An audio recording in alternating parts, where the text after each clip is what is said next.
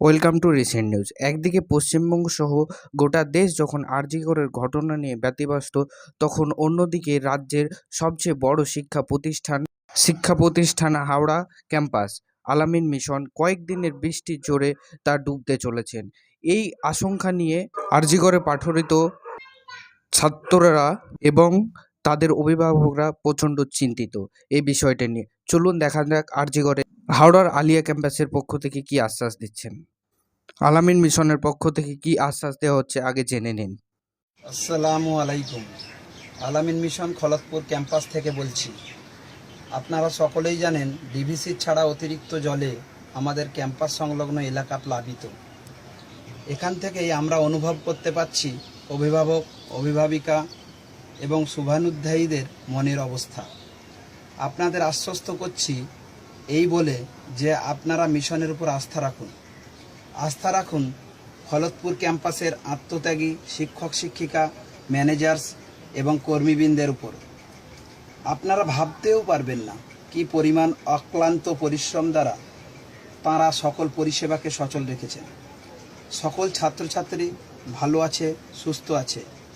নিয়মিত 5 বার তাদের খাবার হোস্টেল বিল্ডিংয়ে পৌঁছে দেওয়া হচ্ছে। পড়াশোনা ও পরীক্ষা সুষ্ঠুভাবে চলছে। ইতিমধ্যে জল কমতে শুরু করেছে। আশা করছি 2-1 দিনের মধ্যে জল নেমে যাবে।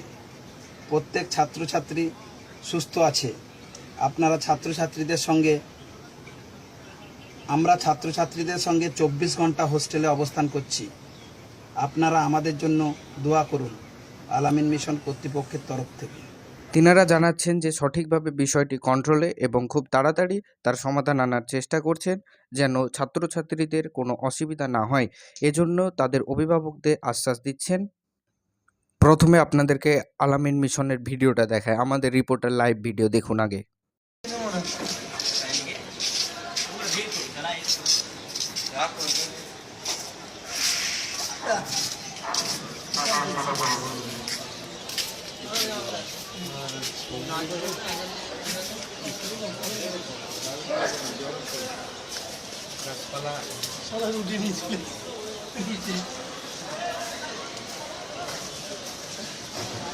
ভিডিওটি ভালো লাগলে লাইক, সাবস্ক্রাইব করতে ভুলবেন না এবং আলিয়ায় পাঠরত স্টুডেন্টদের যে অভিভাবকরা আছে তাদেরকে ভিডিওটি অবশ্যই শেয়ার করবেন, যাতে তারা চিন্তামুক্ত হিসাবে থাকতে পারে।